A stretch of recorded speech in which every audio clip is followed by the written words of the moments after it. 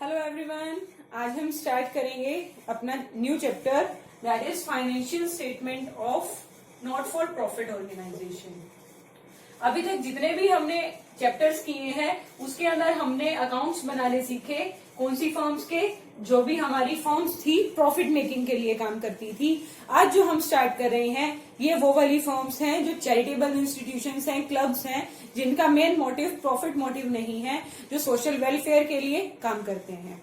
ठीक है, तो इसके अंदर आज हम कर रहे हैं चैप्टर नंबर 6। न्यू बुक के अकॉर्डिंग आपका चैप्टर नंबर 1 है। सबसे पहले नॉट फॉर प्रॉफिट ऑर्गेनाइजेशन होती क्या है, जिसका मेन एम क्या है, प्रॉफिट कमाना नहीं, लोगों के लिए सोशल वेलफेयर के काम करना, या जो प्रॉफिट के लिए काम नहीं करते वो आपकी होती है नॉट फॉर प्रॉफिट ऑर्गेनाइजेशन। इसी के अंदर आपके मेन फीचर्स दे रखे हैं। इनका मेन एम क्या रहता है, सर्विस प्रोवाइड करना। जो फॉर्म होती हैं कौन सी होती हैं, चैरिटेबल ट्रस्ट हो गई, सोसाइटीज हो गई, इसमें भी आपकी सेपरेट एंटिटी होती है जैसे बाकी ऑर्गेनाइजेशंस की होती है। मैनेज्ड बाय इलेक्टेड मेंबर्स, जो भी आपकी सोसाइटीज वगैरह हैं, जैसे हमने कोऑपरेटिव सोसाइटी भी की थी, तो उसके अंदर ये किससे क्या करते हैं, जो भी इलेक्टेड मेंबर्स होते हैं वो इसको मैनेज करते हैं, सारे काम को देखते हैं। मेजर सोर्सेज ऑफ इनकम, इनके मेजर इनकम कहाँ से आती है, सबसे नंबर 1 है सब्सक्रिप्शन से। जो भी लोग सब्सक्राइब करेंगे आपकी सर्विसेज को वो आपको सब्सक्रिप्शन पे करेंगे। देन है डोनेशन, अगर कोई गवर्नमेंट ने डोनेशन दे दी, कोई प्राइवेट पर्सन ने डोनेशन दे दी, वो आपकी इनकम रहेगी। Financial assistance from government in the form of grant in aid, अगर कोई गवर्नमेंट आपको ग्रांट दे रही है, किसी भी चीज के लिए हेल्प कर रही है, वो आपकी इनकम होगी। इनकम फ्रॉम इन्वेस्टमेंट एक्सेट्रा, या फिर जो फर्म है, ऑर्गेनाइजेशन है, उसने खुद ने कहीं पर इन्वेस्टमेंट्स कर रखी हैं, वो सारी इनकम भी हमारी मेजर सोर्स होते हैं इनकम का। Surplus not distributed among its members, जो पहले आपकी ऑर्गेनाइजेशंस थी उसमें जो आपको प्रॉफिट होता था हम पार्टनर्स के बीच में डिवाइड कर देते थे। इसके अंदर हम प्रॉफिट को टर्म देते हैं सरप्लस, क्योंकि हम प्रॉफिट के लिए काम नहीं कर रहे हैं। सरप्लस क्या इंडिकेट करता है कि आपकी इनकम ग्रेटर है किससे, एक्सपेंडिचर से।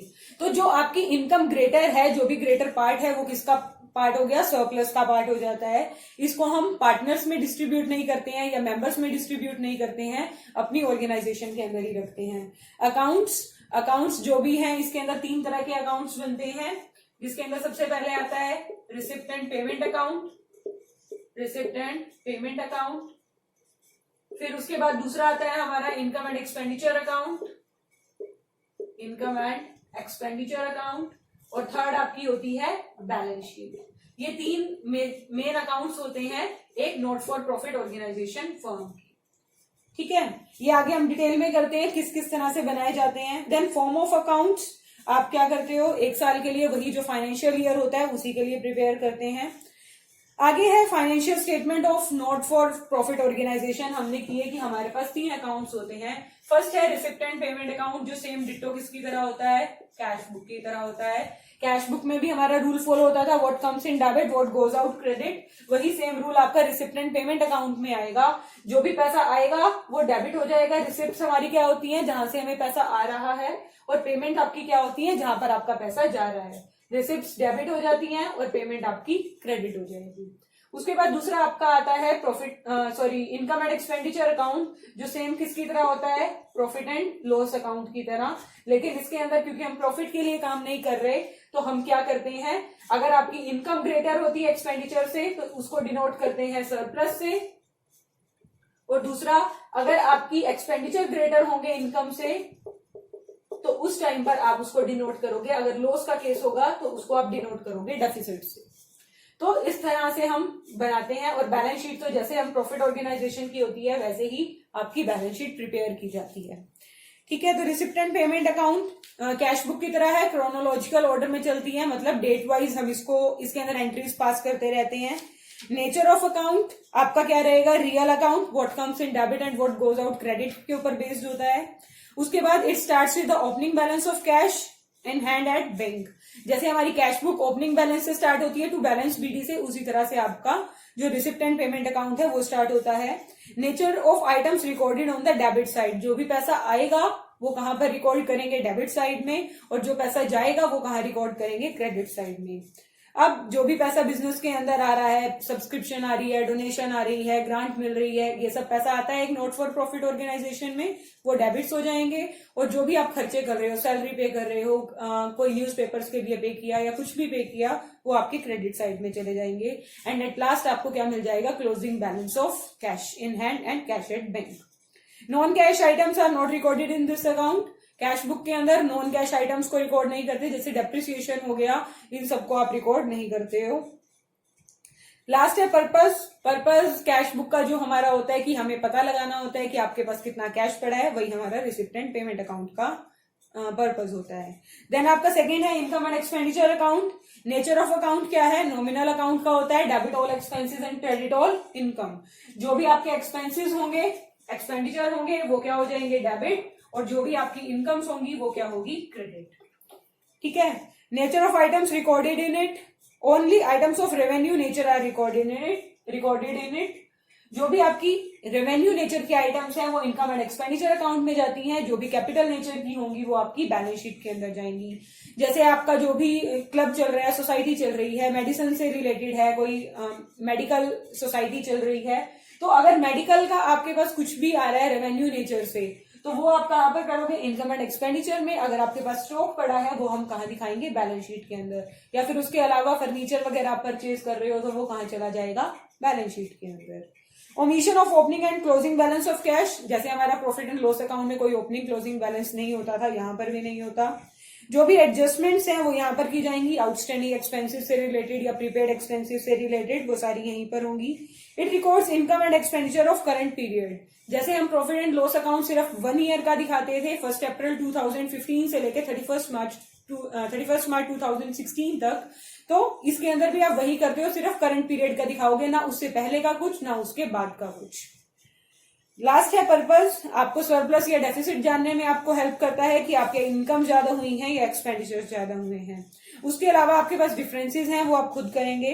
देन नेक्स्ट आता है बैलेंस शीट। बैलेंस शीट वही है, वही फॉर्मेट होता है, लायबिलिटीज एंड एसेट्स। 31 मार्च को आप कैलकुलेट करते हो कि आपके पास कितनी एसेट्स एंड लायबिलिटीज हैं। इसके बाद हम एक क्वेश्चन नंबर 1 छोड़कर आगे कुछ इंपॉर्टेंट टर्म्स हैं नॉट फॉर प्रॉफिट ऑर्गेनाइजेशन से रिलेटेड, वो करते हैं पहले। फर्स्ट है सब्सक्रिप्शन। सब्सक्रिप्शन क्या होता है? कोई भी अगर आपकी सोसाइटी का मेंबर बनना चाहता है तो वो आने के लिए कुछ ना कुछ फीस पे करेगा। एनुअल चार्जेस हो सकते हैं, मंथली चार्जेस हो सकते हैं, सब्सक्राइब करेगा आपकी सर्विसेज को, उसको बोलते हैं सब्सक्रिप्शन। एक नॉट फॉर प्रॉफिट ऑर्गेनाइजेशन का मेन सोर्स क्या होता है? इनकम का सब्सक्रिप्शन। ये आगे हम करेंगे डिटेल में। देन है लाइफ मेंबरशिप फीस। अगर कोई भी पर्सन जो आपका लाइफ मेंबरशिप फीस लेना चाहता है तो उसको हम लेंगे। जो आपकी सब्सक्रिप्शंस हैं, साथ में हमें बताया कि इसे कहाँ दिखाते हैं। सब्सक्रिप्शंस जो है आपकी इनकम का पार्ट है, तो हम किस में दिखाएंगे? इनकम एंड एक्सपेंडिचर अकाउंट में दिखाएंगे। देन है आपका नेक्स्ट लाइफ मेंबरशिप फीस। अगर कोई भी पर्सन आपका लाइफ का मेंबर बनना चाहता है, एंटायर लाइफ के लिए आपकी सर्विसेज के साथ जुड़ा रहना चाहता है, तो वो क्या पे करेगा? Life membership fees. अब आपकी ये लायबिलिटी बन जाएगी कि वो एक ही बार पे करेगा, कैपिटल नेचर का है नंबर 1 तो। दूसरा, अब आपकी लायबिलिटी है कि आप उसको पूरी उम्र क्या करोगे? सर्विसेज प्रोवाइड करोगे। तो ये किसमें जाएगा? बैलेंस शीट की लायबिलिटीज की साइड जाएगा। देन नेक्स्ट है एंडोमेंट फंड। ये क्या होता है? किसी ने आपको क्या किया है, कुछ गिफ्ट वगैरह दे दिया, तो वो आपका किसमें चला जाता है? एंडोमेंट फंड में। अब एंडोमेंट फंड आपका कैपिटल नेचर का होता है, रोज तो कोई गिफ्ट्स नहीं आते हैं, तो इसीलिए इसको भी आप कहां दिखाते हो? लायबिलिटीज में दिखाते हो। देन है एंट्रेंस फीस, एडमिशन फीस। कोई भी पर्सन है, जैसे आप स्कूल में आते हो तो एंट्रेंस फीस, एडमिशन फीस पे करते हो 1 साल में 1 बार, तो ये भी क्या है? रेवेन्यू नेचर का है, हर साल आनी है, तो इसको आप कहां पर करोगे? इनकम एंड एक्सपेंडिचर अकाउंट में इनकम वाली साइड दिखाएंगे। इसके बाद हम फर्स्ट वाली हम जो है आपकी इलस्ट्रेशन वो स्किप कर दी है। इसके बाद हम स्टार्ट कर रहे हैं इलस्ट्रेशन सेकंड से।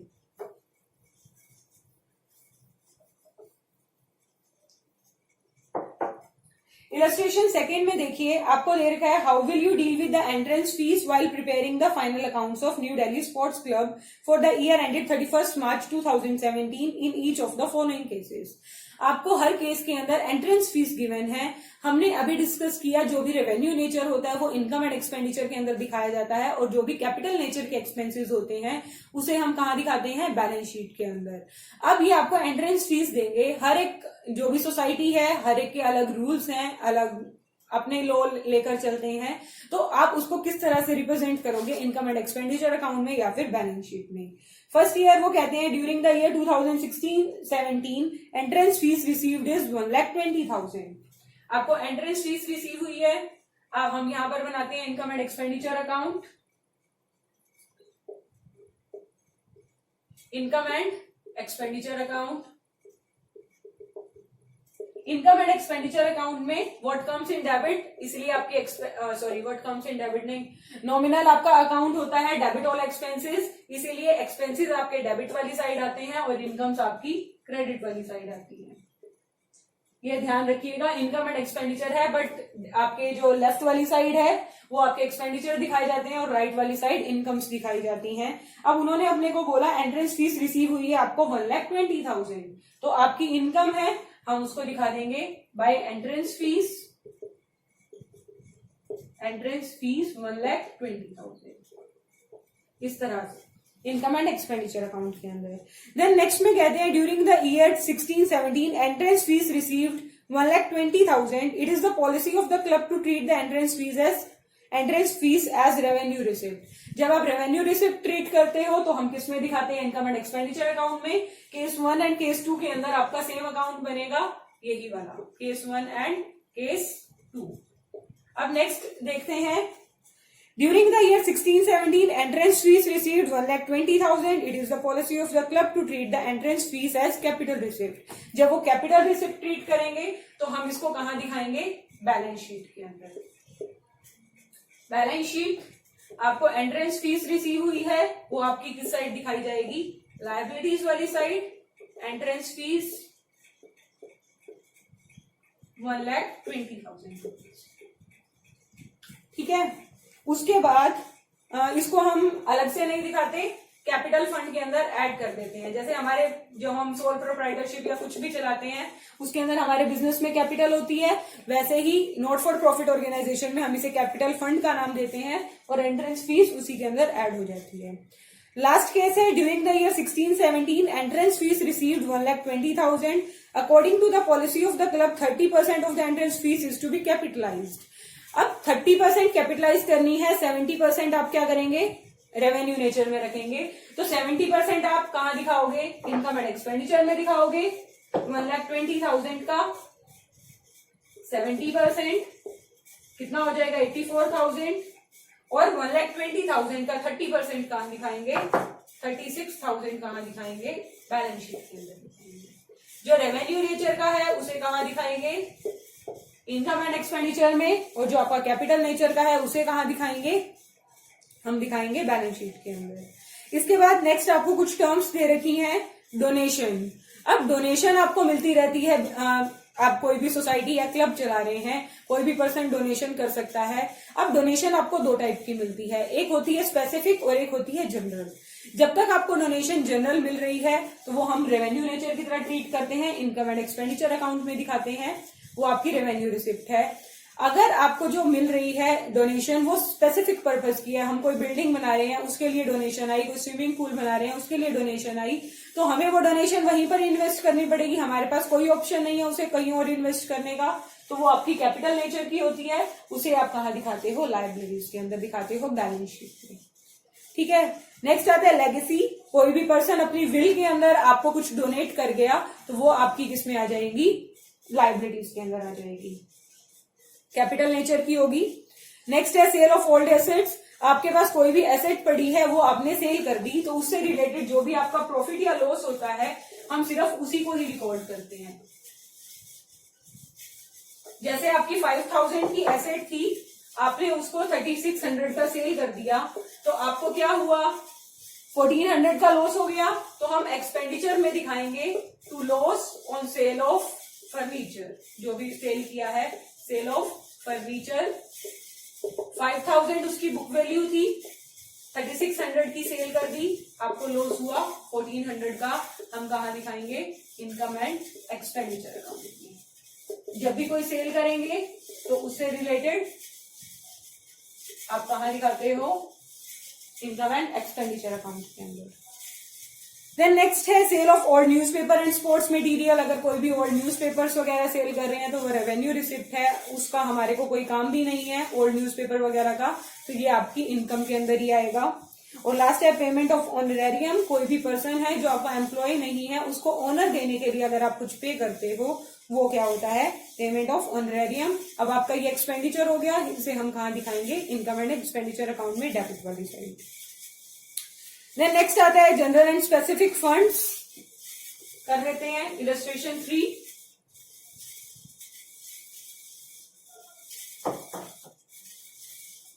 आपको क्वेश्चन में गिवन है show how you will you deal with the following items while preparing the balance sheet of a club as at 31 March 2019। आपके पास गिवन है स्पोर्ट्स फंड। जिस तरह से हम पहले करते थे प्रॉफिट ऑर्गेनाइजेशन के केस में, आपके पास रिजर्व्स होते थे, वो हम कहाँ दिखाते थे, लायबिलिटीज एंड कैपिटल की साइड। अभी भी हम कहाँ दिखाएंगे, लायबिलिटीज एंड कैपिटल की साइड। स्पोर्ट्स फंड आपके पास कितने का है, 5 लाख रुपीज का, ठीक है। उसके बाद कहते हैं कि आपने स्पोर्ट्स फंड से रिलेटेड कुछ इन्वेस्टमेंट कर रखी है, 10% स्पोर्ट्स फंड इन्वेस्टमेंट ऑन 1 अप्रैल 2018। अब इन्वेस्टमेंट हमारी क्या होती है, हर टाइम आपको उस पर कुछ रिटर्न मिलेगा, फ्यूचर में बेनिफिट मिलेगा। तो स्पोर्ट्स फंड इन्वेस्टमेंट आपकी क्या है, एसेट है। 5 लाख रुपीज की आपने क्या कर रखी है, इन्वेस्टमेंट कर रखी है। देन आपको इंटरेस्ट रिसीव हुआ है स्पोर्ट्स फंड इन्वेस्टमेंट पे 37,500। हमारे पास ऑलरेडी स्पोर्ट्स फंड था, अब उससे रिलेटेड इनकम आ रही है तो उसे हम कहाँ ऐड करेंगे, स्पोर्ट्स फंड के अंदर ही ऐड कर देंगे। इंटरेस्ट आया आपका 37,500। अब इन्वेस्टमेंट के आगे आपको गिवन है 10% इन्वेस्टमेंट। इसका क्या मतलब होता है, आपको रिटर्न कितने पर मिलेगा, 10% पर मिलेगा। 5 लाख का 10% तो बनता है 50,000, लेकिन आपको जो इंटरेस्ट मिल रहा है वो तो मिल रहा है 37,500। 37,500 रिसीव हो गया, मिला कितना नहीं, 12,500। ये आपका क्या हो जाएगा, एक्रूड इंटरेस्ट हो जाएगा। तो एक्रूड इंटरेस्ट जो आपको फ्यूचर में मिलने वाला है वो भी ऐड हो जाएगा 12,500। और यहाँ पर क्योंकि अभी तक मिला नहीं है, फ्यूचर में मिलेगा, तो एक्रूड इंटरेस्ट 12,500। एक्रूड इंटरेस्ट क्या होता है, एक्रू हो चुका है मतलब ड्यू डेट आ चुकी है, अभी तक मिला नहीं है, इन फ्यूचर में मिल जाएगा तो वो हमारी एसेट्स में आ जाएगा। देन नेक्स्ट है डोनेशन फॉर स्पोर्ट्स फंड। आपको डोनेशन मिली 1,20,000 की, आपका फंड बढ़ जाएगा 1,20,000 से डोनेशन मिल रही है, ठीक है। नेक्स्ट है आपके पास स्पोर्ट्स प्राइजेस अवॉर्डेड। अब आपने जो प्राइज अवॉर्ड किए, स्पोर्ट्स फंड था उसमें से अवॉर्ड किए हैं प्राइजेस, खर्चा हो गया, हम क्या कर देंगे, लेस प्राइज अवॉर्डेड। कितने के किए हैं देखते हैं अभी हम। प्राइज आपने अवॉर्ड किए हैं 1 लाख रुपीज के, वो लेस कर देंगे। और लास्ट है expenses on sports event. Sports event को ऑर्गेनाइज करने के जो एक्सपेंसेस आए हैं वो भी क्या हो जाएंगे, माइनस हो जाएंगे। कितने हैं आपके, 15,000 रुपीज। जो भी आपके फंड को इंक्रीज करेगा वो उसके अंदर ऐड होता जाएगा, जो भी आपके फंड को डिक्रीज करेगा मींस जो भी एक्सपेंसेस होंगे वो आपके लेस होते जाएंगे। तो इसके बाद आपको मिल जाएगा कि आपके पास अब तक स्पोर्ट्स फंड होना कितने का चाहिए, आपके पास स्पोर्ट्स फंड होगा 5,55,000 रुपीज का। इस तरह से हम करेंगे जो भी आपको जनरल या फिर स्पेसिफिक फंड्स गिवन होंगे, ठीक है। इसके बाद इलस्ट्रेशन 4 करते हैं। Show the following information. अभी फिर अपने को क्वेश्चन जो दिया है वो फंड से रिलेटेड दिया है, देखते हैं। Show the following information in financial statement of not for profit organisation, match expenses, match fund, वही सब दिया है। क्वेश्चन स्टार्ट कर लेते हैं, बैलेंस शीट बना रहे हैं। आपके पास सबसे पहले है मैच फंड। मैच फंड है आपके पास कितने का, 4 लाख रुपीज का। उसके बाद मैच एक्सपेंसेस है 8 लाख रुपीज के, माइनस कर देंगे मैच एक्सपेंसेस 8 लाख रुपीज के। उसके बाद डोनेशन मिली है आपको 2,40,000 की, प्लस हो जाएगी डोनेशन, पैसा आया है डोनेशन 2,40,000 रुपीज। उसके बाद लास्ट में है sale of match tickets. Match tickets को मैच टिकट्स बेचकर आपने जो पैसा कलेक्ट किया वो भी क्या हो जाएगा, प्लस हो जाएगा। कितना आया, 3,60,000 रुपीज, ठीक है। तो यहाँ पर आपके पास कितना हो गया, 4 to 6 और 10 लाख के आपके पास फंड है, जिसमें से 8 लाख के खर्चे हुए हैं, आपका फंड बचा 2 लाख का। ये तो है बैलेंस शीट में दिखाने का। इसी का सेकंड अगर वो पॉइंट कहते हैं, what will be the effect if match expenses go up by 2,50,000 other things remaining the same.